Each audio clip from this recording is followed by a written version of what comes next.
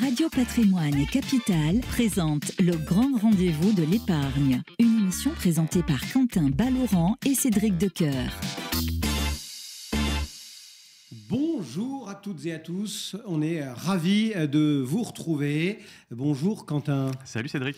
Voilà, Quentin Ballaurent qui va m'accompagner chaque mois pour ce grand rendez-vous de l'épargne. Un format que l'on va poursuivre mois après mois, un dossier que l'on va suivre. Et aujourd'hui, on parlera des grandes tendances, de la façon dont il faut envisager finalement 2025 pour votre épargne, vos placement, votre patrimoine. Et puis, on répondra aussi à toutes vos questions. N'hésitez pas à nous écrire questions@capital.fr et nos experts se mobilisent pour apporter les réponses les plus précises. Et puis, chaque mois, on aura aussi, et c'est ce qu'on va faire dans un instant ensemble, Quentin, un petit journal, finalement, de l'épargne pour savoir un petit peu tout ce qui s'est passé et tout ce qui va se passer dans ce monde de l'épargne. On est ensemble pour une petite heure. C'est le grand rendez-vous de l'épargne. Le journal de l'épargne. Alors Quentin, ce journal est notamment l'épargne réglementée, changement de taux annoncé pour le livret A, pour le livret d'épargne populaire, etc. etc. Ça va baisser là, dans les heures qui viennent. 1er février, c'est le coup près. C'est ça, une actualité oui, donc brûlante et puis qui concerne quand même pas moins de 57 millions de Français pour les titulaires d'un livret A.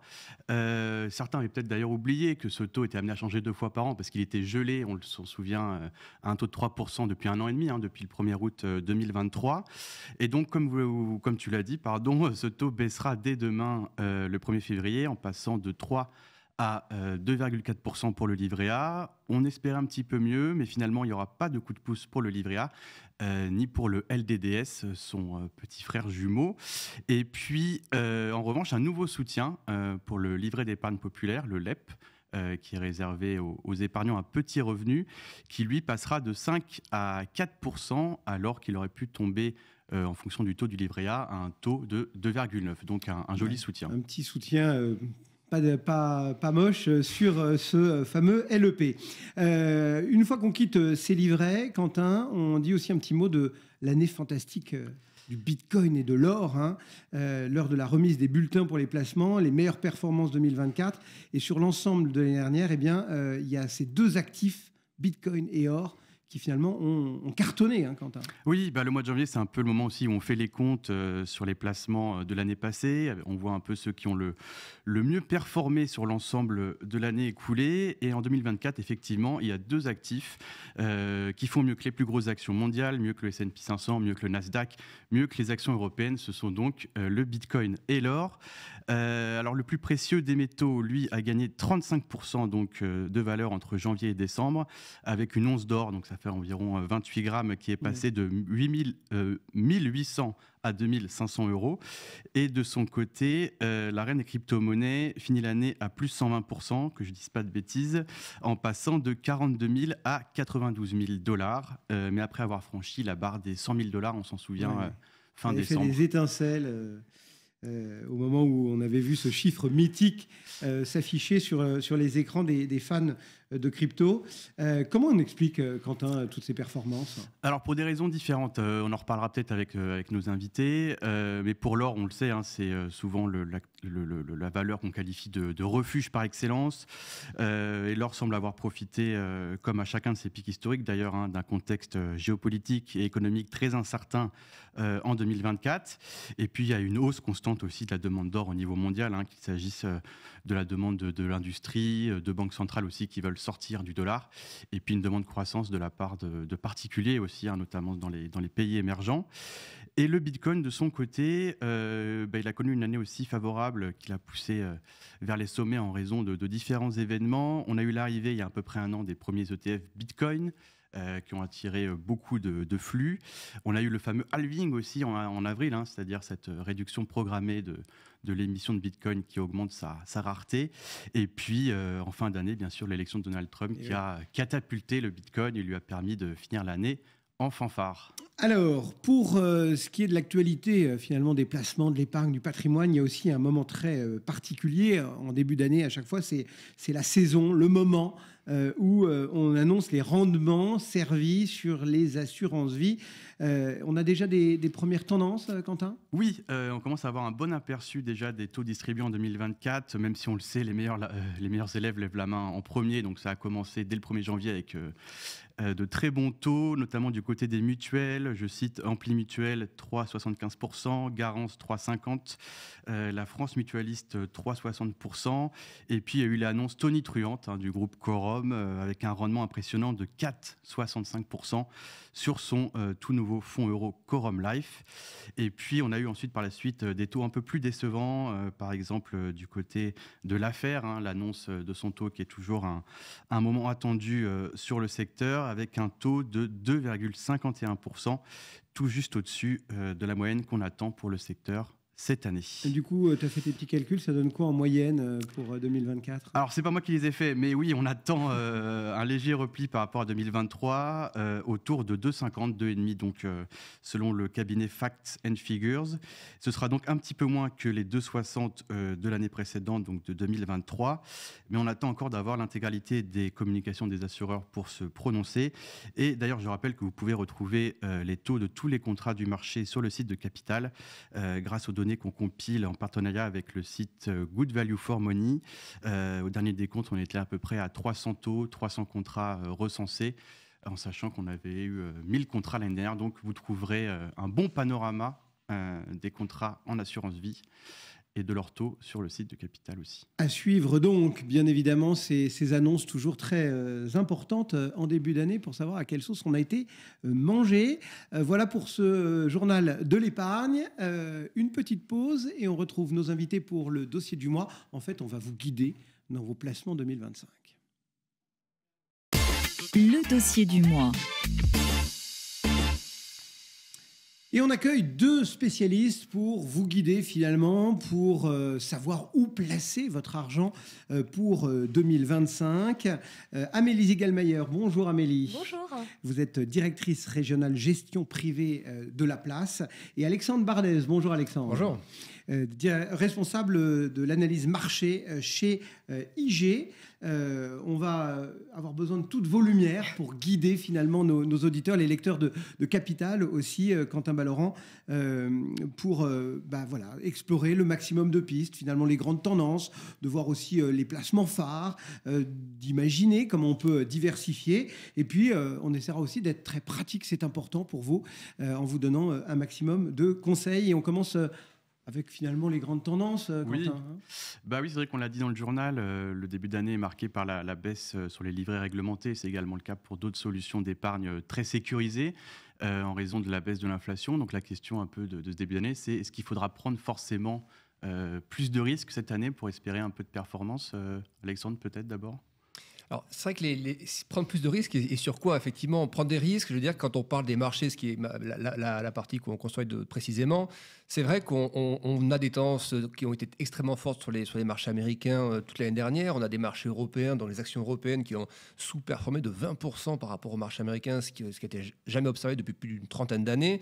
Donc, l'idée qu'effectivement, les actions européennes, donc celles du CAC 40, celles de nos voisins européens, le DAX, le MIB en Italie, puissent avoir des mois, des trimestres, des années meilleures, ça c'est très très probable.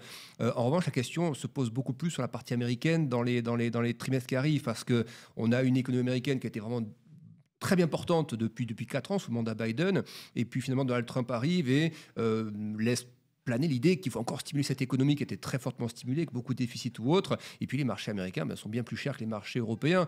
Pour donner un ordre d'idée, les marchés européens, on a des ratios comme ça qui mesurent la cherté. On les paie à peu près 14-15 fois les bénéfices. Les marchés américains, on les paie plus de 25 fois les bénéfices. Donc ils sont déjà très chers, ces marchés américains, mais ils n'intègrent peut-être pas l'idée que les taux américains, que la Fed finalement baissera peut-être moins vite les taux. Et je pense qu'il y a peut-être un peu de transition comme ça en termes de perception de la part des investisseurs sur notre plus important pour l'Europe dans les trimestres à venir que sur les États-Unis. Amélie, voilà, il y a les marchés, mais il n'y a pas que les marchés.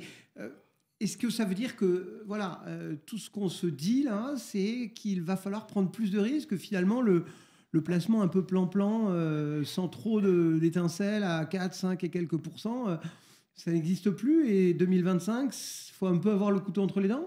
Alors, les placements à 5% sans risque liquide immédiatement, effectivement, on a l'impression que c'est la fin, puisque la BCE a commencé à baisser ses taux l'année dernière, elle va continuer à le faire cette année. Après, j'ai envie de vous dire, tout dépend en fait le souhait de performance de vos lecteurs et de vos auditeurs. Parce qu'aujourd'hui, sur un placement sans risque, on peut espérer, selon le sous-jacent, entre 2 et 4,5 de performance. Donc, pour certaines personnes, c'est suffisant, ça couvre l'inflation. Après, c'est sûr que si vous voulez chercher une rentabilité supérieure, là, ça nécessite soit de prendre du risque, donc de s'exposer au marché financier, soit d'avoir un temps d'investissement plus long. Parce qu'aujourd'hui, il y a quand même des produits qui existent, qui sont à capital garanti. Je pense notamment aux produits structurés sur les taux et qui offrent du 5,50 par an. Mais c'est en contrepartie d'un temps plus long d'investissement. Donc après, il faut que chacun trouve chaussure à son pied en fonction de sa sensibilité au risque et puis aussi de son horizon d'investissement et son souhait de performance. Alors, bon, c'est vrai que Alexandre en a parlé un petit peu. Il y a des questions un petit peu politiques. Alors, on a parlé de Donald Trump, mais en France, on ne peut pas dire qu'on est complètement à l'abri non plus des soubresauts politiques. C'est à prendre en compte. Enfin, je veux dire, c'est-à-dire que ça va avoir un impact, selon vous, sur les investisseurs. Il y a de la fiscalité, on en reparlera peut-être en termes de conseils, de voir. Mais voilà, les investisseurs, ils doivent se dire attention, 2025, mon épargne, elle est politique aussi, Amélie? Alors, c'est vrai que l'année dernière, on a vu qu'il y a eu un attentisme des clients suite à la dissolution de l'Assemblée nationale, où effectivement, plus personne n'avait envie d'investir. En tout cas, nous, c'est ce qu'on a ressenti de mon expérience. Mais après, quand on voit la couleur et la composition de l'Assemblée nationale, on a l'impression que finalement, il ne va pas se passer grand-chose. La preuve, là, on est à la veille du mois de février et on n'a toujours pas de loi de finances là actée. Mais après, des périodes d'incertitude, de toute façon, il y en a toujours eu et il y en aura toujours. Donc après, le fait d'être dans un contexte incertain, c'est aussi la meilleure excuse pour ne rien faire, pour ne pas agir. Donc moi, j'aurais plutôt tendance à encourager les gens à prendre des décisions.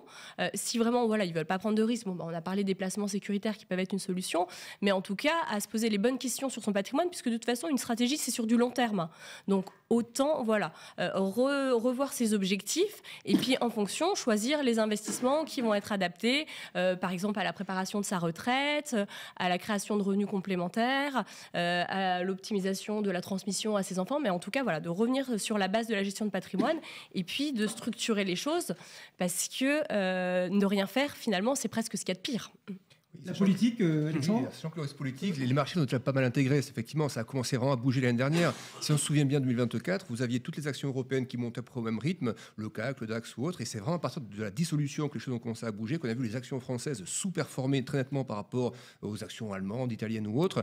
Donc une grosse partie du risque est déjà dans les prix. Ça s'est vu aussi sur les obligations au niveau de la zone euro, hein, le 10 ans français qui s'est écarté plus fortement du 10 ans allemand, ce qui a été une zone de vigilance, hein, sur les marchés, que les marchés actions déjà intégrés. Donc c'est vrai que je dirais qu'on peut aller vers du mieux sur l'aspect politique, parce qu'effectivement il n'y a pas de censure pour l'instant sur le nouveau gouvernement.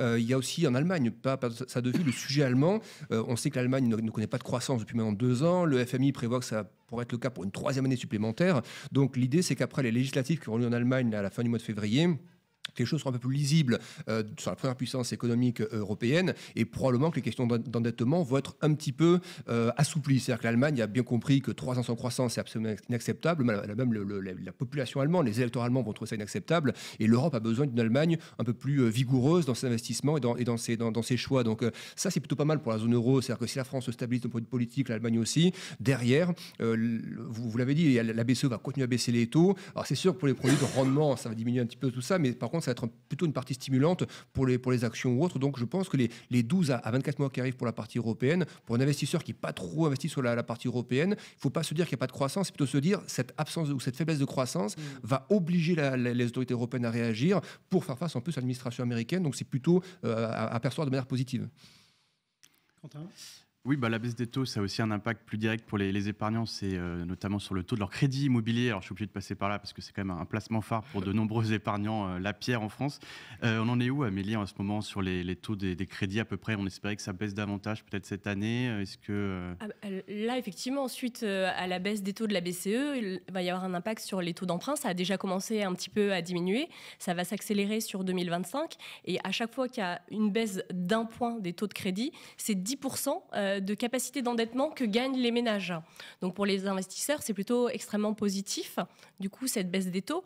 En plus, c'est vrai que l'immobilier, c'est un placement phare, hein, ça fait partie d'un pilier à avoir dans son patrimoine, puisque ça répond à des objectifs bien précis, hein, de création de revenus complémentaires, de diversification, on a des actifs tangibles.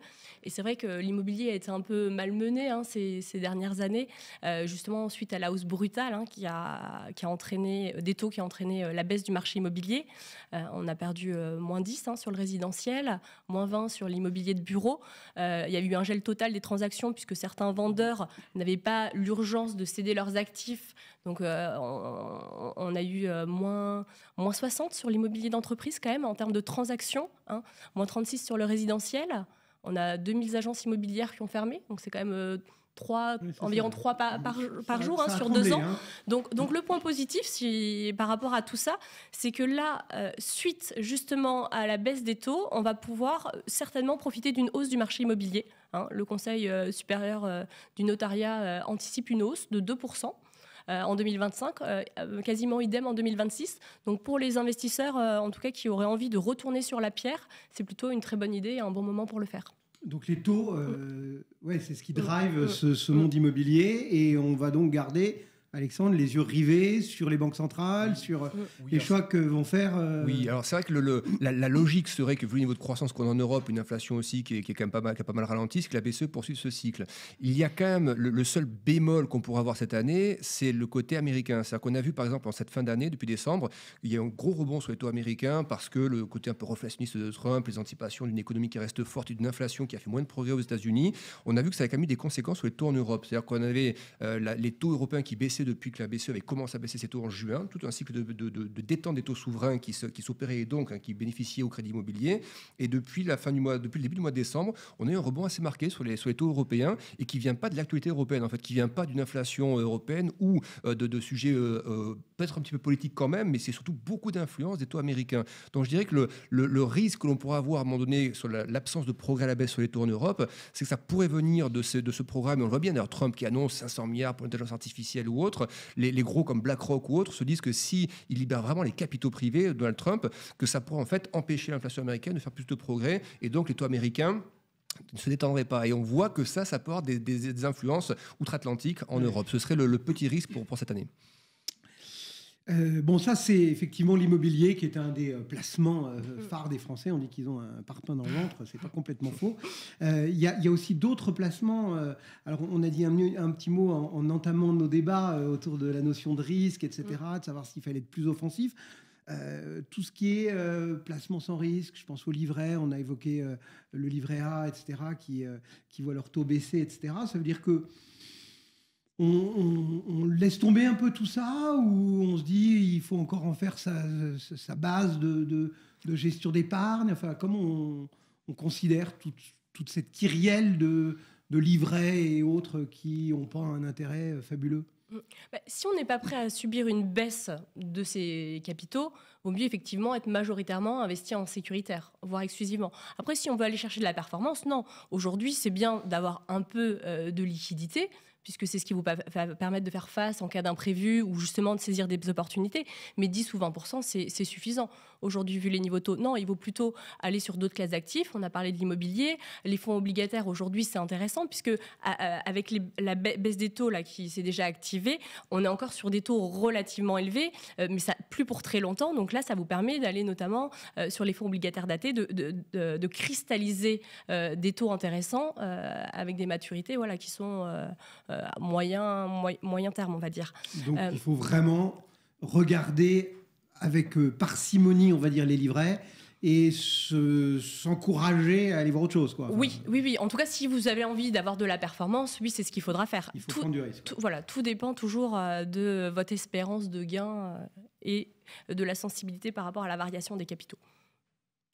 Oui, prendre du risque, mais où on a un peu évoqué avec Alexandre en début d'émission. 2 questions. Est-ce que, on l'a dit, là, malgré la baisse des taux, notamment les taux obligataires restent assez hauts, donc est-ce que ça peut être une bonne option d'aller sur des obligations d'État ou de grandes entreprises? Oui. Et puis sur les marchés actions, est-ce que vous pouvez nous dire un petit peu aussi ou dans quelle zone géographique ou quel secteur il vaut mieux s'aventurer? Oui, les obligations, c'est bien d'en mettre. Alors, même des obligations américaines, hein, si on veut un portefeuille international, hein, quand vous avez des rendements à 5% sur du 10 ans américain, et même sur des taux européens, des signatures qui restent très bonnes avec des taux à plus de 3% sur 10 ans, ça vaut quand même le coup d'en mettre parce que la probabilité que les taux repartent fortement, le risque est plutôt de rester un peu collé sur la même zone pendant quelques temps, le temps que voilà, tout ceci se tasse un petit peu en termes d'inflation encore, parce qu'il y a toujours une inflation à 2,8 en zone euro. On a tendance à penser que l'inflation a complètement disparu, mais il y a toujours une inflation à 2,8, donc avoir des taux souverains à 10 ans qui restent à 3, parfois un peu plus, c'est quand même une probabilité pendant quelques mois encore.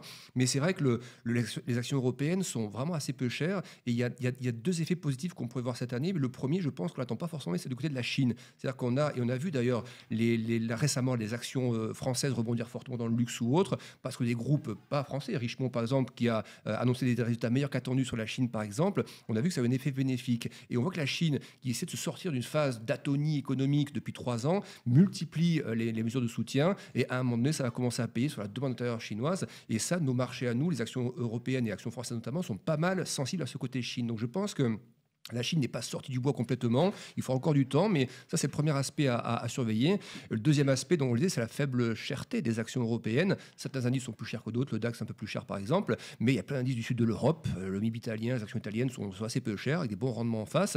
Et ce côté baisse des taux, il faut bien voir que même pour les investisseurs étrangers par exemple, hein, des gros gérants de fonds américains qui sont très largement pondérés sur les actions américaines depuis des années, à un moment donné ils cherchent l'opportunité. Et quand ils ont des dollars qui valent très cher, parce que le dollar s'est beaucoup renforcé ces derniers temps, avec cette même quantité de dollars, ils peuvent acheter beaucoup d'actifs européens qui ne sont pas encore trop chers. Donc il y a un effet de change qui peut être positif, il y a un effet de prix qui est positif, il y a un effet de diversification et de rotation qui peut être positif. Sans oublier, c'est le dernier point, l'intérêt aussi des Français qui s'accroît pour l'épargne financière notamment en vue de la retraite. Le sujet des retraites, on est en plein dedans maintenant, sur le poids des retraites, le coût que ça a pour le budget français. Et très très probablement, on va dans les années qui viennent avoir un accroissement de la volonté des Français de capitaliser un peu plus pour leur retraite. C'est vrai que, y compris nos politiques, quand ils pointent du doigt, oui, regardez comment ils sont gavés de dividendes. Bon, si nos fonds de pension existaient et si nos futurs retraités avaient un petit peu de dividendes, ça augmenterait, mettrait du beurre dans les épinards, comme on dit, en étant un petit peu cavalier. N'empêche que s'il faut prendre du risque, s'il faut regarder un peu les actifs financiers, etc., il y a la question de savoir comment je le fais. Est-ce que je le fais en direct, tout seul comme un grand, j'ai sélectionné mes titres, ou est-ce qu'on fait confiance à des gérants, ou est-ce qu'on fait confiance à des ETF? Vous voyez les choses comment? Qu'est-ce que vous dites à vos clients, par exemple, par rapport à cette gestion, on va dire, passive que constituent les ETF? C'est un bon outil? C'est pas un bon outil? Vous leur recommandez d'utiliser, Amélie, ces outils en ETF? partie, oui. En partie. Après, aujourd'hui, on pense que la gestion active va permettre de générer plus de performance par rapport à ce qu'expliquait Alexandre, notamment sur les marchés européens, où aujourd'hui, il y a un potentiel de croissance. Donc, c'est le stock picking qui le permettra. Mais avoir une partie de son allocation avec des ETF pour minorer les frais de gestion et justement aller booster la performance, ça a du sens aussi. Donc, on n'est pas dogmatique. Après, voilà, si on est là pour conseiller nos clients, c'est aussi pour leur apporter une valeur ajoutée par rapport à un indice. Donc les deux ne s'opposent pas forcément. On peut très bien avoir les deux en portefeuille. C'est vrai que les ETF, ça a un succès dingue. C'est un raz-de-marée parce qu'effectivement, vous répliquez la performance d'un indice pour des coûts de gestion interne à l'ETF qui sont de 0,15, des ETF actifs, parce qu'on rappelle, l'ETF, c'est un outil qui suit un indice ou une valeur ou un actif financier de façon un peu automatique. Oui. Et du coup, effectivement, comme il n'y a pas de gérant, il y a moins de frais, etc. Et puis surtout, c'est coté en continu, donc il n'y a pas une valeur liquidative comme un fonds qui est fixé un peu aléatoirement, enfin pas aléatoirement. On n'est même pas obligé sur des ETF actifs, c'est-à-dire qu'on peut prendre des ETF sectoriels, par exemple, là on parle des taux qui pourraient encore baisser dans les trimestres qui arrivent au niveau de la BCE. Il y a des secteurs qui ont beaucoup baissé en bourse, par exemple les foncières cotées qui ont perdu 50% quand les banques centrales ont monté les taux. Voilà, quelqu'un qui se dit je vais faire un pari sur 2-3, enfin pas un pari, c'est pas le mot, je vais investir sur un secteur qui a beaucoup baissé en bourse et qui peut bénéficier d'un repli des taux et d'un repli de l'inflation, c'est typiquement les foncières cotées. Donc il y a des ETF par exemple qui travaillent le secteur, le stock 600 Europe, donc il y a un indice très diversifié en termes de foncières. Il y en a des françaises, des allemandes, des italiennes, et ça permet de suivre comme ça un secteur de manière totalement précise. Et là, c'est pas le gérant de l'ETF qui décide j'achète, je vends ou autre qui arbitre. Vous suivez un panier de valeurs qui est le panier des stocks 600 et vous avez comme ça tous les secteurs européens, stock 600 auto, stock 600 santé, stock 600 banque. Et ça, c'est très facile pour un épargnant aujourd'hui d'acquérir ces ETF là et de jouer des secteurs comme ça de manière je dis inactive, parce que c'est pas à lui de choisir la valeur qu'il mettra dans l'ETF. Il va être exposé à tout le secteur européen avec les actions suivies par l'ETF. Et quand il nous reste 2 petites minutes, on est un peu pris par le temps, donc peut-être quelques questions plus pratico-pratiques pour la fin de l'année. Oui, notamment sur les enveloppes, où est-ce qu'on stocke tous ces placements, tous ces actifs dont on parle. Les Français connaissent les principales, assurance vie, PER, PEA. Est-ce qu'il y a des changements à attendre cette année sur ces enveloppes ou au contraire, est-ce qu'il y a aussi certaines à privilégier peut-être ça dépend du profil des épargnants, j'imagine aussi. Oui, et puis après, c'est des enveloppes qui sont assez complémentaires parce qu'elles ne répondent pas forcément aux mêmes objectifs. Alors, c'est sûr que la plus complète, c'est l'assurance vie, parce que ça va permettre de valoriser un capital, d'avoir une liquidité quasiment immédiate. Sur certains contrats, en 72 heures, vous pouvez retirer de l'argent. Vous avez un choix de support assez important. Aujourd'hui, on a même des contrats d'assurance vie où il y a des titres vifs. Et puis, ça permet d'être dans un cadre fiscal ultra optimisé, que ce soit pour les rachats ou la succession. Donc, c'est vrai que c'est l'enveloppe qu'il faut impérativement, j'ai envie de dire, d'avoir dans son patrimoine. Mais après, le PER, ça permet de parler de la retraite. On parlait de ce sujet-là il y a quelques instants. Il y a quand même un avantage fiscal à l'entrée qui est intéressant. Après, il faut avoir en tête que les sommes sont bloquées. Sauf cas de déblocage anticipé, mais hormis la résidence principale, c'est pas des cas très joyeux, donc il vaut mieux partir du principe que ce sera immobilisé jusqu'à votre retraite. Donc l'avantage, c'est que vous connaissez au moins votre horizon d'investissement, donc ça permet de prendre un peu plus de risques, mais les sommes sont bloquées et il faut pas oublier qu'elles sont quand même fiscalisées à la sortie. On a tendance à l'oublier, mais en tout cas, c'est quand même une enveloppe intéressante. Et puis le PEA, pour ceux qui veulent s'exposer au marché actions européen dans un cadre fiscal optimisé, effectivement, c'est intéressant. Donc pas de changement de prévu du côté des enveloppes, donc il faut effectivement toujours les avoir dans son patrimoine. Juste pour terminer, Alexandre, c'est à vous que reviendra le mot de la fin, du coup. Peut-être l'erreur qu'il ne faut pas faire cette année, selon vous? Je pense que l'erreur qu'il ne faut pas faire, c'est de se dire que le marché est trop cher ou autre. Je pense que ceux qui veulent mettre du dynamique dans leur patrimoine, c'est toujours le moment d'y aller. Bien sûr, si votre horizon, c'est de dire je veux placer pour donner à mes enfants dans 1 ou 2 ans, faites plutôt attention. Si par contre, c'est de vous dire vous avez 30 ans ou 40 ans est-ce que je dois prendre des actions parce qu'il y a des crises, parfois les marchés ont pas eu 30 ou 40, regardez des graphiques de très long terme, notamment sur du CAC 40, dividendes inclus. Pensez bien au CAC dividendes inclus. Celui dont on parle dans les médias, c'est le hors dividende, c'est celui dont on parle le plus souvent, mais le dividende inclus, il ne fait que monter depuis des années. Il y a des crises, des creux, mais un indice CAC 40 dividende inclus sur le long terme, il ne fait que monter. Donc, toujours bien se dire que les actions, quand vous incluez les dividendes, c'est toujours un des placements les plus rentables à long terme. Pardon, si je pouvais compléter ou pas, parce qu'il y a comme vous parliez des statistiques, il y a un chiffre qui est extrêmement intéressant et je pense qu'il peut aider vos auditeurs par rapport aux conseils, c'est surtout de ne pas paniquer et de rester investi, notamment sur les marchés actions. Parce qu'il y a une étude de fidélité qui est hyper intéressante, c'est pour ça que j'aimerais la partager avec vous si j'ai le temps. En fait, sur 10 ans, on a 8% de performance. Si on loupe les 10 meilleurs jours de bourse, on tombe à 2,40 de performance par an. Si on loupe les 40 meilleurs jours de bourse, on tombe à -6 de performance par an. Donc surtout, ne pas céder à la panique et de bien rester investi puisque les marchés actions, c'est des temps longs. Oui, et pour ce faire, n'hésitez pas à, entre guillemets, prendre un abonnement à la bourse. C'est-à-dire que vous décidez que vous investissez X par mois à la bourse et quel que soit finalement le niveau du marché, vous achetez ces X que vous avez décidé d'acheter. Quand le marché est haut, vous en aurez moins. Quand le marché est bas, vous en aurez plus et ça vous permet de lisser aussi votre point d'entrée. Merci à tous les deux d'avoir joué le jeu de ce grand rendez-vous de l'épargne. Donc Alexandre Baradez pour IG, Amélie Ziegelmeyer pour La Place. Et nous, Quentin, on continue et on répond à toutes les questions. On rappelle l'adresse à laquelle nos auditeurs et vos lecteurs peuvent nous écrire. C'est questions@capital.fr, n'hésitez pas. À tout de suite. Vos questions, nos réponses. Et on poursuit notre grand rendez-vous de l'épargne avec ce traditionnel, qui deviendra donc traditionnel, rendez-vous de questions-réponses. En fait, n'hésitez pas à toutes les questions que vous pouvez vous poser qui touchent de près ou de loin à votre patrimoine, à votre épargne. Et bien, vous les envoyez sur questions@capital.fr et chaque mois, on y répondra à l'aide de nos experts. Quentin, on a 2 expertes aujourd'hui, parce que Amélie est restée avec nous, mais on accueille une nouvelle experte. Oui, Amélie, on retrouve Amélie Ziegelmeyer, directrice régionale gestion privée chez La Place. Rebonjour Amélie. Rebonjour. Et puis, nous accueillons Clarisse Josse. Bonjour, notaire à Paris. Voilà donc pour les présentations. On rentre dans le vif du sujet avec quelques questions que nous ont envoyées quelques auditeurs, puisque ça fait quelques semaines qu'on a fait cet appel à questions. Et c'est Mireille qui, en 2019, Clarisse, a fait une donation à sa fille. Et depuis, figurez-vous qu'elle s'est brouillée avec sa fille pour une bête histoire de choix d'études, comme quoi, à quoi ça tient. Et ça doit quand même être suffisant, parce que Mireille voudrait annuler la donation de 2019. Est-ce que c'est possible, comme ça, de revenir finalement sur de l'argent ou sur quelque chose qu'on a donné ? Alors, j'ai envie de dire, heureusement, c'est pas si simple que ça. Le principe, c'est qu'on ne peut pas révoquer une donation. C'est toujours un petit peu l'adage donner ses données et reprendre ses volets. Ça s'applique notamment lorsqu'on fait une donation chez son notaire. Il y a des cas exceptionnels de révocation de l'acte de donation en cas d'ingratitude, de survenance d'enfants, de violence exercée contre les parents. Donc, c'est vraiment exceptionnel. Dans un absolu, Mireille pourrait essayer de négocier avec sa fille pour mettre en place une révocation amiable de la donation. Je ne conseille pas de le faire puisque elle ne pourra pas obtenir remboursement des frais de la première donation et puis ça va régénérer un nouvel impôt.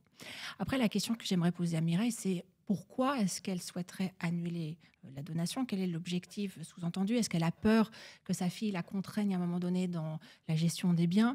Et là, dans ces cas-là, moi, je l'invite à revoir avec son notaire, à refaire une lecture de l'acte de donation, puisque la donation, elle prévoit des garde-fous. La fille ne peut pas tout faire. Si on parle d'une donation d'un bien immobilier transmis en nue propriété, Mireille ne peut pas être mise dehors. Elle a la jouissance du bien, elle a l'usage des biens, elle perçoit les revenus. Sa fille ne peut pas vendre le bien sans l'autorisation de sa mère. En revanche, c'est vrai que malheureusement, la donation étant actée, elle doit accepter le fait que les biens ont été transmis à sa fille et qu'il y a des règles du jeu qui devront être respectées avec sa fille. Si par exemple, elle souhaite vendre le bien immobilier avec sa fille, il faudra l'autorisation de sa fille. C'est là où je l'invite, pourquoi pas, à essayer de réouvrir une discussion avec elle. Et on peut aussi imaginer passer par une médiation à un moment donné s'il y avait des difficultés. Là aussi, les notaires peuvent l'accompagner. Et dans les cas, entre guillemets, les plus graves, là, quand il y a une raison ça se pratique, c'est-à-dire qu'il faut prendre contact avec le notaire, et c'est aussi simple que ça, ou là, pour le coup, il y a des histoires de justice, Alors, j'ai eu la chance de ne jamais constater une exécution pour ingratitude ou violence. C'est pas le notaire qui pourrait constater la nullité, ça passe évidemment en justice, et dans ces cas-là, il faut une action judiciaire, et c'est le juge qui constaterait la révocation de la donation pour ingratitude, par exemple. Voilà, Mireille, pour votre réponse. Quentin. Pour Amélie, alors une question encore un peu autour d'un conflit familial, une question de Colette. Je vous la lis. J'ai souscrit une assurance vie pour mes petits-enfants que je ne connais pas car leur mère s'y oppose. Je leur ai donc ouvert une assurance vie pour y placer l'argent des cadeaux que j'aurais voulu leur faire. Mais si je décède avant leurs 18 ans, ce sont, je crois, les parents qui vont gérer cette assurance vie. Mes petits-enfants ne sauront peut-être jamais l'existence de ce projet et les parents pourraient se servir de l'argent pour eux-mêmes. Existe-t-il une solution ? Alors, de ce que je comprends, en fait, elle a ouvert des contrats, elle, à son nom, mais c'est les petits-enfants, qui sont bénéficiaires, c'est bien ça ? Je pense, oui. Comme elle ne les connaît pas, ça me paraît être cette option. Donc, le premier conseil que je peux donner à votre auditrice Colette, ce serait déjà d'informer le notaire de l'existence de ce contrat d'assurance vie et prévoir qu'elle a choisi de gratifier ses petits-enfants. Puisque même si, au moment du décès, il peut consulter le fichier FICOVI, qui recense tous les contrats d'assurance vie et de capitalisation de plus de 7 500 €. Au moins, comme ça permet d'anticiper la transmission. Mais après, pour la gestion, ce qu'elle peut faire, c'est nommer un tiers administrateur dans la clause bénéficiaire. Comme ça, si elle décède avant les 18 ans de ses petits-enfants, c'est cette personne qui sera chargée de gérer les capitaux pour le compte des petits-enfants. Ça peut être aussi une société en gestion de patrimoine, mais attention au risque de conflit d'intérêts. Donc, il vaut mieux qu'elle nomme quelqu'un de sa famille ou un de ses amis. Et attention, il y a quand même un point de vigilance sur le sujet, puisque l'article 384 du Code civil prévoit en fait que les biens peuvent être administrés par un tiers, donnés à un mineur, ou ceux reçus par legs. Or, l'assurance vie ne semble pas faire partie de cet article du Code civil. Donc aujourd'hui, c'est contesté par une partie de la doctrine de pouvoir nommer un tiers administrateur dans une clause bénéficiaire. Ça n'a pas été tranché en jurisprudence. Donc si toutefois elle veut prendre aucun risque, dans ce cas-là, elle peut tout simplement faire un testament, léguer des capitaux à ses petits-enfants avec le tiers administrateur. Par contre, là, elle n'aura pas les avantages fiscaux de l'assurance vie qu'on connaît. Elle aura seulement l'abattement de 1594. qui est l'abattement entre grands-parents et petits-enfants en cas de succession. Et après, le surplus sera taxé selon le barème en ligne directe, donc des 16 000 € à peu près 20%, pour avoir des repères chiffrés. Je ne sais pas si c'est les fêtes qui se sont mal passées. Visiblement, il y a des conflits de famille qui traînent. Allez, on y reste d'ailleurs un petit peu parce que Clarisse, c'est Edmond qui voudrait lui léguer à son petit-fils mineur de 15 ans un portefeuille de titres parce que visiblement Edmond dit que le petit est très intéressé par la matière et il remarque que ce n'est pas le cas des parents et il ne veut donc pas que ce soit les parents qui gèrent le portefeuille en question si le petit-fils décédait avant, si le grand-père décédait avant les 18 ans du petit-fils. Comment est-ce qu'il peut faire? On peut borner comme ça Oui, c'est comme l'expliquait Amélie. Effectivement, on peut borner par la désignation d'un tiers administrateur. La première des choses, c'est que le Edmond va rédiger un testament, parce que pour léguer un portefeuille titre à son petit enfant, il va falloir le transmettre par la rédaction d'un testament. Et au sein du testament, il va pouvoir désigner un tiers administrateur. La désignation du tiers administrateur se fait au sein du testament. Il va choisir la personne de son choix qui sera ce tiers administrateur. Ça peut être un proche, un ami de la famille, un oncle, une tante, peu importe, j'ai envie de dire. Au sein du testament, il faudra aussi qu'il fasse attention à bien détailler les pouvoirs qui seront conférés à ce tiers administrateur. Puisque la loi, l'article 384, comme le rappelait Amélie, prévoit que le tiers administrateur a les pouvoirs qui lui sont conférés par le testament ou la donation. On peut aussi le faire dans le cadre d'une donation. Et c'est important de prévoir, par exemple, il aura les pouvoirs de gestion du portefeuille titres, il pourra réaliser les arbitrages, mais prévoir aussi que si les titres étaient vendus, il pourrait les réemployer sur d'autres actifs. Et par la désignation du tiers administrateur, on va donc soustraire la gestion des parents. Et point également important, là il a 15 ans, donc on arrive aux 16 ans. Pourquoi à cet âge-là? C'est parce que jusqu'à 16 ans, les parents sont usufruitiers des biens de leurs enfants. Ils ont la jouissance légale des biens de leurs enfants. Donc si le portefeuille titre est géré par une tierce personne et génère des revenus, ces revenus vont automatiquement revenir aux parents, ce qui n'est pas forcément le souhait du testateur ou du donateur. Donc il faut aussi penser au sein du testament à priver les parents de la jouissance légale des biens pour que les revenus du patrimoine reviennent aux mineurs. Ça, c'est jusqu'aux 16 ans accomplis. D'accord. Et à partir de 16 ans ça revient automatiquement aux mineurs. Bon, voilà, Edmond, il y a un peu d'ambiance. Et on poursuit sur une question de transmission également pour Amélie avec François. Bonjour, j'ai un PEL avec 100 000 € rémunéré à 6%, très bon taux des anciens PEL. Je vais avoir 70 ans dans un an. Je suis marié sans enfant, mais avec mon épouse, nous avons plusieurs neveux. Vaut-il mieux fermer le PEL et placer cet argent en assurance vie avant mes 70 ans, avec une clause bénéficiaire au profit de nos neveux et se priver donc du bon taux de rémunération du PEL, ou laisser cet argent sur le PEL pour bénéficier du taux et par contre laisser les neveux payer 55% de droits de succession? Petit dilemme en termes de Qui va gagner Qui va gagner, l'assurance vie ou le PEL? Déjà, on peut rappeler à votre auditeur que s'il souhaite léguer son PEL à ses neveux et à ceux de son épouse, il faut le faire par voie testamentaire, puisque là, comme il est marié, c'est sa femme sinon qui hérite du PEL. Et on peut rappeler aussi, puisqu'on parle des 55% de droits de succession, mais il y a quand même un abattement entre oncle et neveu de 7 967 €, donc à peu près 8 000 €. Donc selon le nombre de neveux qu'il a, peut-être finalement que le PEL ne serait pas fiscalisé. Après, les 6%, il faut se souvenir qu'il y a la flat tax qui s'applique chaque année, donc de 30%. Donc réellement, on est plutôt à 4,20 de rémunération. Donc après, ce qu'il faut comparer, c'est ce placement, on va dire, qui rapporte du 4,20 à une assurance vie, par exemple, un fonds euro. Donc admettons, retenons 2%. Où il faudra enlever les prélèvements sociaux, sachant que c'est une hypothèse plutôt prudente. En fait, ce qui va faire le choix entre le PEL et l'assurance vie, c'est la durée du placement. Oui. Sauf que la durée du placement, elle dépend de quoi? Elle dépend du décès de votre auditeur. Donc, c'est là où tout va dépendre en fait, de combien de temps il va conserver cet investissement. Mais a priori, compte tenu des montants, 100 000 €, il vaut mieux qu'il se dirige plutôt clairement vers l'assurance vie, à moins qu'il ait plus d'une quinzaine de neveux, mais surtout qu'en plus avec l'assurance vie, vous partez sur une hypothèse hyper prudente. Il pourrait pimenter avec des UC. Exactement. Aujourd'hui, même avec une gestion prudente sur des SICAV monétaires, on peut aller chercher du 3, du 3,50. Là, on parle d'un fonds euro à 2%, mais aujourd'hui, la moyenne sur les 25 dernières années, elle est plutôt autour de 3. Donc effectivement, et puis en plus sur l'assurance vie, on n'a pas le droit de partage des 2,5. qu'on a sur le PEL. Et en plus, votre auditeur parle de 6%, mais il y a quand même une probabilité assez importante que les 6% incluent la prime d'État.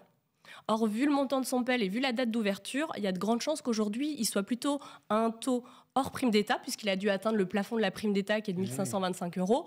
Donc, il doit plutôt être à une rémunération autour de 4,62 et donc 3,23 net de flat tax. À vérifier après avec lui. Mais je pense, à mon avis, sans hésiter, qu'il vaut mieux privilégier plutôt l'assurance vie. D'accord.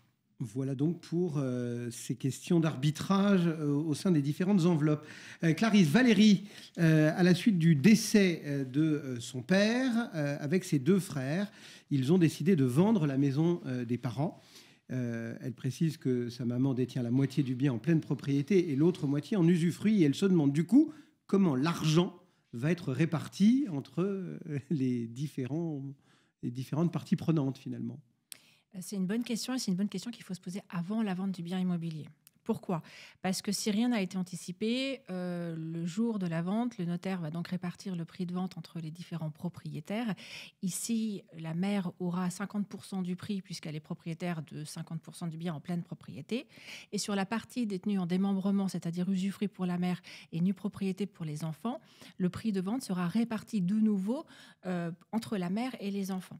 La quote-part de la mère, qui est usufruitière, sera déterminée en fonction de son âge au jour de la vente.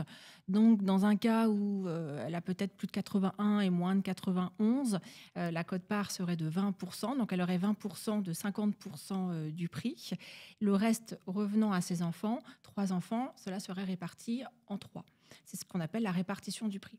En revanche, si ce point est anticipé avant la vente avec leur notaire, il faut savoir que s'ils sont tous les 3 d'accord, ils peuvent changer cette règle du jeu et décider de ne pas répartir le prix de vente, mais peut-être de remployer le prix de vente dans d'autres actifs qui seront eux-mêmes démembrés. Par exemple, de placer le prix de vente sur un contrat de capitalisation ou sur 3 contrats de capitalisation démembrés, sur un contrat d'assurance vie démembré, ou racheter un bien qui lui-même serait détenu en usufruit par la maman de, je ne sais plus son prénom, Valérie, et la nue propriété pour les enfants. Ça, c'est possible à condition de l'avoir anticipé, soit en ayant rédigé une convention avant la vente et de l'avoir fait enregistrer auprès de l'administration fiscale, soit simplement de l'inclure dans l'acte de vente. Et puis, si la maman de Valérie est en difficulté financière et qu'elle a besoin de récupérer l'intégralité du prix pour des raisons économiques, assurer son train de vie, rembourser une dette, payer ses vieux jours, elle pourrait aussi, avec l'accord de ses enfants, récupérer l'intégralité du prix de vente. C'est un terme juridique qui est complexe, qui s'appelle le quasi-usufruit. Et après, pour éviter que les enfants repayent 2 fois ou qu'ils permettent aussi aux enfants de récupérer cette somme d'argent-là, il y a des mécanismes qui existent au moment de la succession. Je ne rentre pas dans les détails, parce qu'après, c'est un peu de mécanique juridique. Mais ce qu'il faut retenir, c'est le terme de quasi-usufruit qu'il faut avoir en tête pour...